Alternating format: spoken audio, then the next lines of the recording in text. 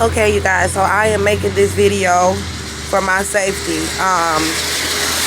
Last night I started working on Exodus, my Bible study about Exodus, while I was sitting across the street from Greenbrier Mall, and it's like a 3-hour message, and I did break it down into parts. I'm breaking it down now into parts, so I'm breaking it down into parts. And last night I left Greenbrier Mall, and there was a brother who saw me at the gas station, and he was saying that he had a place where I could stay. Now he was like, he just saw me, I was walking and I was leaving that area. You know how I do my own thing, because I understand that I'm being set up all over America. So when people are trying to so-called help you, you know in your spirit that God have already showed you the truth about your country and what they trying to do to you. And yeah, you know, you gotta accept the help from people that be trying to set you up, because that's the position that they put you in. They try to play to win. So this young brother told me he got an apartment.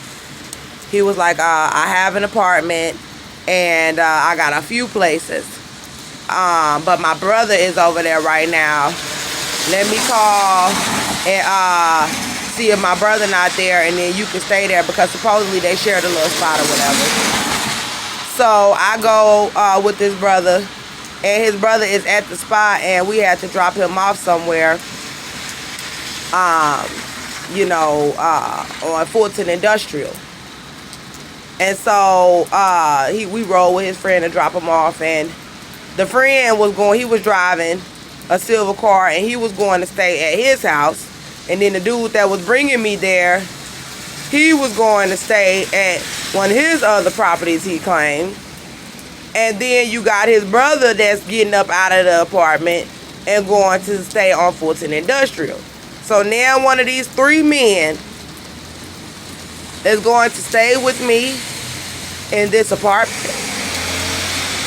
So they brought me to this apartment, and after they dropped the brother off, and the young man brought me inside of the apartment. It was a 2-bedroom apartment. And then he said, oh, my homeboy is in here, but don't worry about him. He harmless. He not going to bother you, whatever. So I come inside, and there's a homeboy in there. Light-skinned dude with dreads. And I'm like, he like, yeah. I'm like, so you going to leave me up in here with this man? You know, and he's like, oh, you know, he kind of slow because he be doing drugs or whatever. And I'm like, you know, you sure he not going to bother me?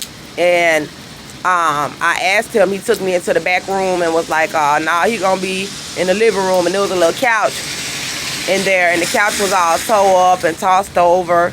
And so I'm looking at this place now like, is this even your house really, like you claim? Or is it just another abandoned building y'all done brought me into? And I saw that the back door looked like it was kind of cracked open, like it wasn't locked at the sliding door in the back. And then he took me into a bedroom, and I went past one bedroom, and it was empty. There was no furniture in this bedroom. There was no TV in the living room. They had like a little table by the dining area where it looked like they come and chill. It was an empty pack of cigarettes right there. And I was like, okay, so I could tell that somebody be up in this apartment. So I kept looking for clues to see if it was abandoned, because he said that it was his other place. So he takes me into the back room, which I assume was the master bedroom. It's the master bedroom, and it's attached to the bathroom.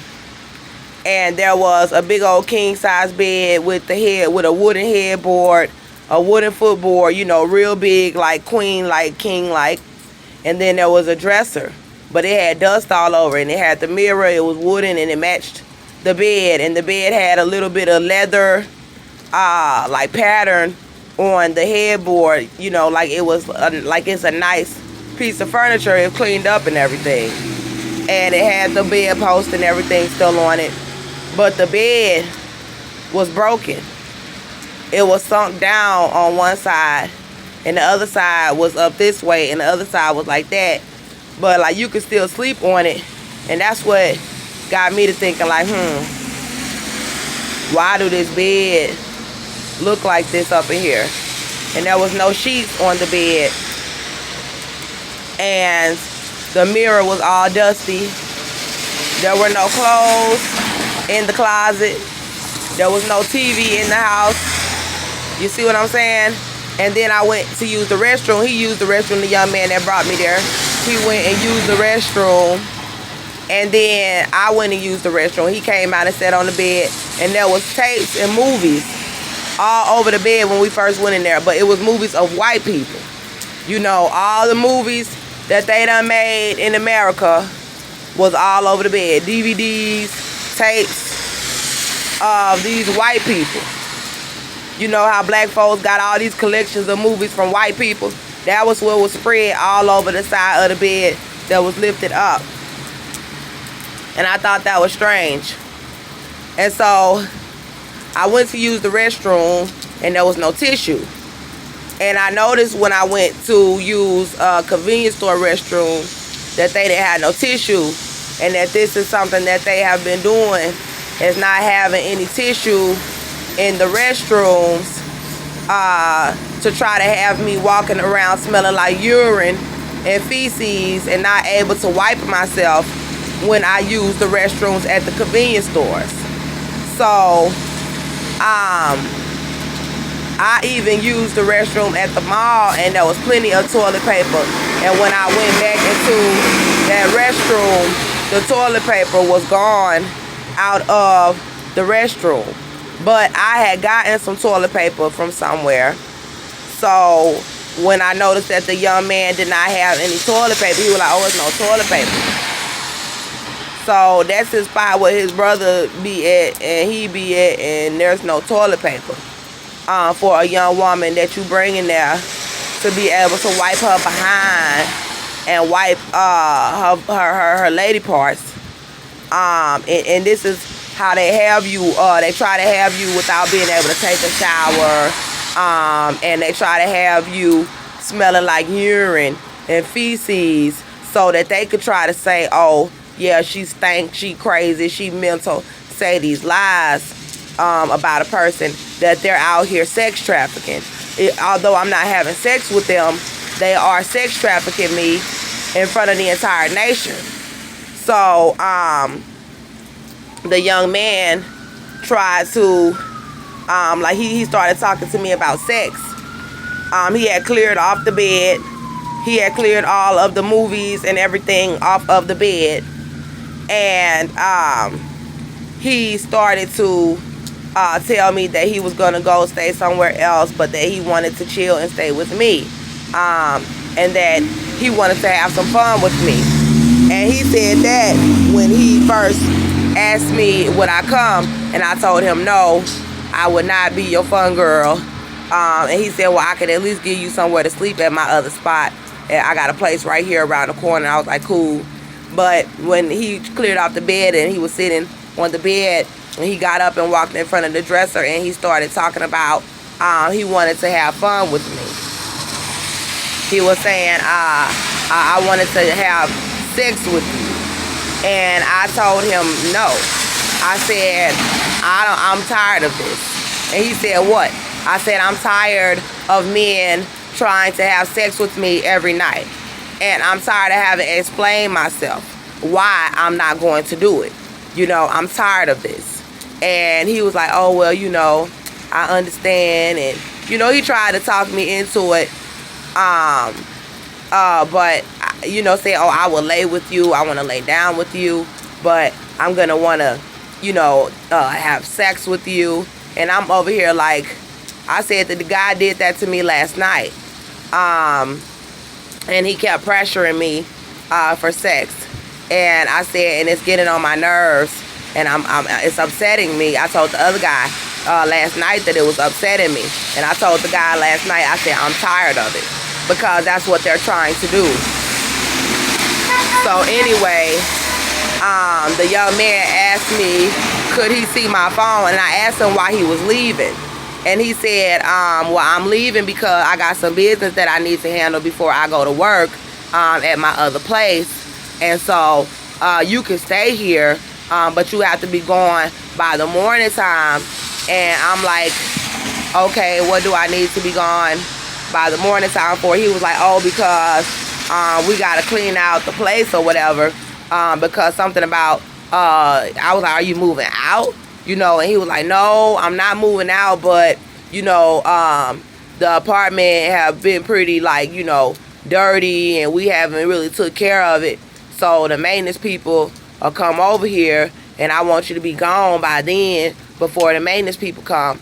And, you know, because we haven't cleaned up my place, and I'm supposed to be cleaning it up. And I was like, oh, okay, you know. And then so I asked him, you know, was his friend that was there, because he had a guy. He was like, yeah, but my friend gonna be here, you know what I'm saying, so you good. And I was like, oh, well, is he gonna bother me, you know, because I don't know this man. I don't know if I'll be safe, you know, up in the house with this man.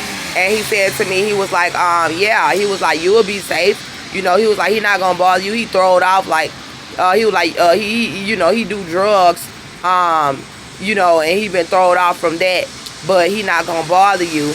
And that, I was like, well, can I lock the door?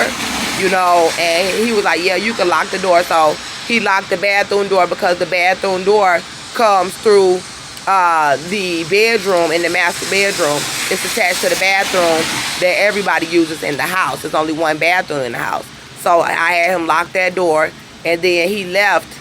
And but I had laid down on the bed, you know, and I had my Bible, and I had locked the bedroom door after he left, so that his friend would not try to come in the room. But before he left, I noticed that the window looked like it was open, and he was like, oh, you know, the window don't lock. And then, like, I was like, okay. And then he said that the back door didn't lock. He had to put a stick right there. And then when I noticed that the window didn't lock, I was like, okay, am I gonna be safe here? You know, and I was asking him, are you sure this apartment is not abandoned? And he was like, no, this is my place. And, you know, some dudes do mess up their place, like, as far as on the inside, but I never really heard a dude messing up the back door and messing up the window to the master bedroom. So I was like, am I gonna be safe here? He was like, just lock the door. My homeboy not gonna come bother you. Ain't nobody gonna bother you here. And I was like, okay. So that's the Atlanta police that I'm looking at driving into the mall parking lot at Greenbrier Mall. And speaking of the Atlanta police, when I was coming up to the mall, the Atlanta police were in front of the mall. And then while I was in the mall, there was an Atlanta police officer that kept coming in the food court. And I did eat before I left the food court. And then they were in the parking lot, in the middle of the parking lot, too, when I was coming out of the mall. And they were swarming around while I was sitting at this bench making the message about Exodus. The Atlanta police were swarming around, you know, with all these other people that's out here trying to plot on my life. But anyway, so I fell asleep. The young man was trying to talk to me about sex before he left, and I told him, I'm tired. I'm just trying to go to sleep. You know, I don't want to have sex. I don't feel like it. I'm going through a lot, and I'm tired of explaining myself. And that pretty much was the end of it. Oh, but before he left, he asked me, could he use my phone? And I told him, you know, I don't really like to let people use my phone. I'm stingy with my phone because they don't want me to have a phone. And while I was in the mall charging my phone, these black men and these black women had their masks on, and they kept walking past where I was charging my phone, attempted to try to steal my phone. And I was right there watching. Every time they walked past where my phone was charging, like, do not try it, because you're going to have a real bad day if you think you're going to snatch that phone and run off, and you think that y'all going to have me out here with no phone while y'all out here trying to kill me and I'm pregnant. You not finna snatch that phone. You gonna have the worst day of your life trying to snatch that phone off that charger in front of me at this mall. And they kept on doing it until I left. They kept walking past, and they was all coming to eat in my face. And I told y'all I had the vision about me being in these malls with them wanting to hurt this baby and eating food up in my face, knowing that I'm over there pregnant and don't have no money to eat and that I'm hungry. These food stamps do not come until next month. So they know that I'm hungry and that I don't have any money and that I am pregnant. So I need to eat more than the average woman. I'm with child, and they're lying about it. And then they're trying to go in the food court because they know I don't have anywhere else to go. They're refusing to allow me into shelters, pregnant, where I could be fed. They're refusing, and I can have somewhere to sleep at night without being set up. And they're refusing to have me anywhere where I'm not going to allow them to set me up and lie and say that I'm not pregnant. You're not going to kill my child and lie about it and think that I don't have the right to speak out about my children. And then you want to try to call someone crazy for telling the wickedness and the crimes that y'all are out here committing. And then they're over there getting plates, following me, and then going to restaurants and buying themselves food. And they're not pregnant, I'm pregnant. And then they got these gay men coming over eating plates all up in my face, trying to kill me and my baby, knowing that I'm pregnant and being wicked, and eating food right there in my face, knowing that I'm hungry. And so I asked one of my family members if they could cash out me $10, and they did. And then I tried to request another $10 so I would have food to eat later on, and they did not send it. So I only had enough. I was starving by the time they sent me the money, so I had to go ahead and get something right then to try to hold me while I finished charging my phone, because I knew that once the mall closed, I would not have nowhere to charge my phone, because if I try to go to the convenience store to charge my phone, they're trying to come out and say you're loitering. Or the women at Family Dollar try to come out and say, I'm going to call the police on you, you're loitering, because they're trying to have me killed because they know that I'm pregnant, and they're being paid off by these white people.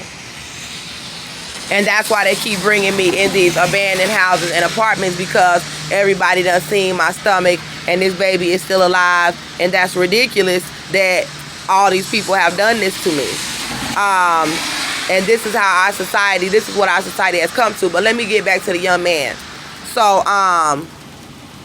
he called a black woman on my phone. I don't know if she was black or not, but he called a woman on my phone. She sounded like she was a sister. And he said, can I come to your house and sleep with you? So now he want to come and lay up under her, and had the nerve to call this woman from my phone. But he said that he had to leave so he could go handle some stuff before work. But he tried to sleep with me, and I said no. And then he called another woman to try to go and sleep with her. So he was lying about what his true intentions were, about what he needed to do. So the woman told him no, that he could not come to her home because she was tired and she did not feel like getting out of the bed, and that she had to be to work early in the morning. And I don't know the dude, so you know, it don't faze me. And I was like, well, you would have been better off just going to her house and knocking on the door and seeing if she would let you sleep over there. But he was like, yeah, I'm just gonna end up going somewhere else to sleep. And I was thinking, like, what is he talking about? Like, and he said he had different places, but he's a grown man, you know, he could do what he want to do. I'm not finna have sex with him, so, you know, if he want to go somewhere else, whatever, he gonna give me somewhere to sleep, you know, cool. And so I told him, don't run off with my phone, please stay in here with my phone, when he was calling this young woman. And I heard the conversation, and then he held my phone for a second like he was gonna try to call somebody else, and then he gave me back my phone. And when he gave me my phone, he left and I locked the door. And when I looked around, like, I didn't even plug my phone up on the charger. There was, lights and everything, and he told me, oh, this the heat, so that he had heat in the house and everything. And I was like, I don't really know about this. I didn't even plug my phone up. I had my Bible, and I was lying down because I'm pregnant, and I did not lie down long with the other guy because he was trying to have sex with me the entire night, and I kept having to tell him no, and I only slept for about maybe an hour or two with him, and then I had to walk miles to get here. And there was a brother that had asked me did I want to come to his apartment when he saw me standing by the gas station. And when I came, he said I could chill there for just a little while, but he didn't offer for me to spend the night. And then I plugged up my phone on the charger, and his son was saying he was going to work, and he was in the shower, and someone was cutting off the lights, and the man went over to the breaker and started messing with the breaker. And then all of a sudden, I noticed that he was like, oh, well, the lights are off, the power is off. And I know then there was a woman downstairs who was like, oh, your lights and your power off too. And so they are over here trying to conspire and team up against me to have me killed, and I am with child. And they don't want me to have no phone to expose what they doing. They don't want me to have charge on my phone to expose what they doing. This is why I spent $60 to pay my phone bill up for the month instead of just paying it up for a little week bridge payment, $20, and then keeping the rest for food. I'm out here starving just so I can make sure that I have my phone on so that I can expose what they doing and show my whereabouts, because if I did not have a phone to expose what they are doing and show who I am and that I am safe, they will try to make me disappear and kill me and murder this child that I'm carrying and cover up the fact that they took my son from me, and that they just oppressing us, took my home and out here oppressing us, and it's a shame. It's shameful what I'm telling y'all that they did, and it's a shame that I have to even tell what they did, because they did it, and that's abominable, to have done what they have done. And these people have been glorifying themselves off of paparazzi, these beasts and the feds making their lives out to be something that is really not in the tabloids, but in real life they're wicked, they're murderers, and to have to be exposed as what they truly are. See, that's why you need a publicist in this industry, so that they can sit over there and try to make you out to be something that you're not. So they do so much wickedness that they have to be in the media lying about their lives and trying to make themselves look like they are perfect and all of that, because they really are wicked.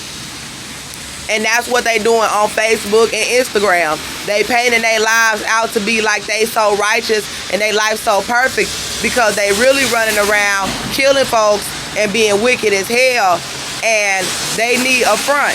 And Facebook is a front for them. Instagram is a front for them. But anyway, so while I was in this apartment, I had fell asleep with my Bible, and his friend was in the living room, and I fell asleep. And the man was telling me before he left that I was so beautiful, and that trying to max to me, and I ain't hearing that. But I was like, oh, thank you, and he left, and I didn't sleep with him, and his friend was in the living room.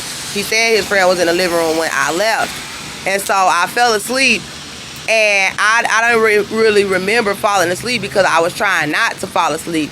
You know what I'm saying? Because I didn't really feel safe, and so I didn't feel like I could get comfortable. I didn't feel like this is really his house, like he's saying. And so I ended up falling asleep. But back to the man at the apartment, the first man who was cutting off the breakers earlier that day. When I saw that the breakers was off, I had was charging my phone.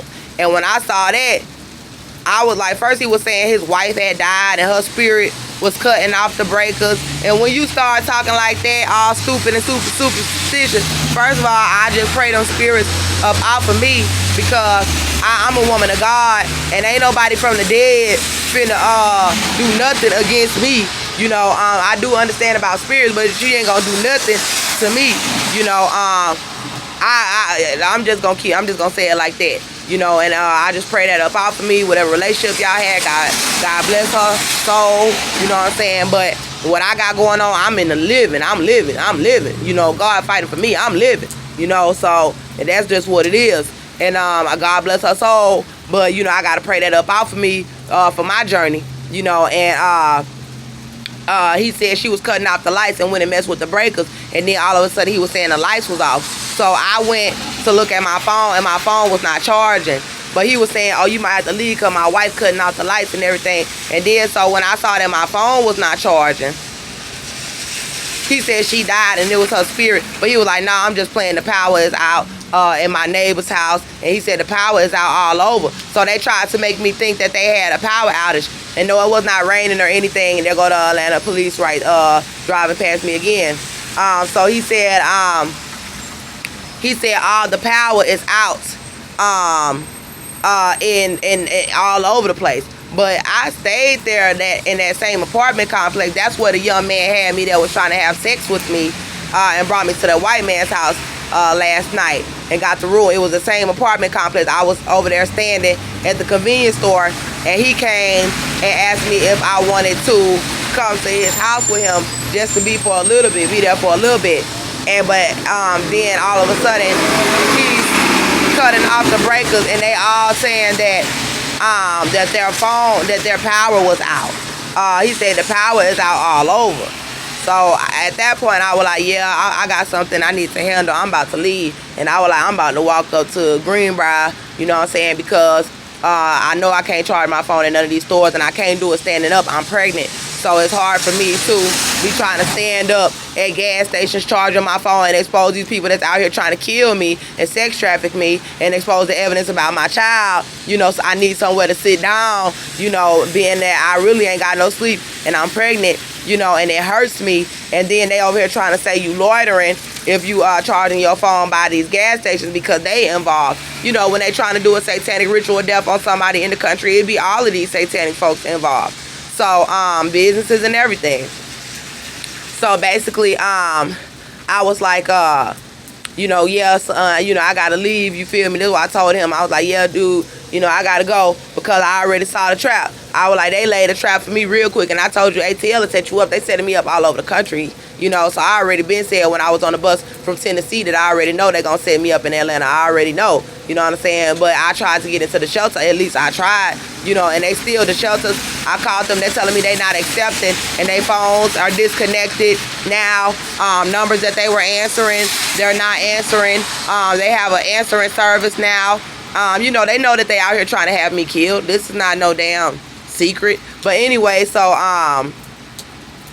basically when I saw that they had cut off the power to where I could not charge my phone up in his house, I was like, damn, they tried to set me up real quick. I was like, all right, let me get the hell up out of here. So I had just grabbed my bag. He was like, oh, why you leaving? And I was just like, no, you know, I got to handle some business because I do. I got to handle my business, and they trying to stop me from handling my business about my son and my pregnancy. They trying to stop me from telling the truth that they out here trying to have me on the streets, trying to set me up to be arrested and killed, you know, and then don't want to put out the evidence that, first of all, I had to protect myself from this young white man, and I'm pregnant. And yes, the charges were dropped, you know what I'm saying? So they don't have anything on me, and they've been trying to entrap me and set up reasons to arrest me because they took my son illegally. I was protecting him and gave him to some people that they should not have him.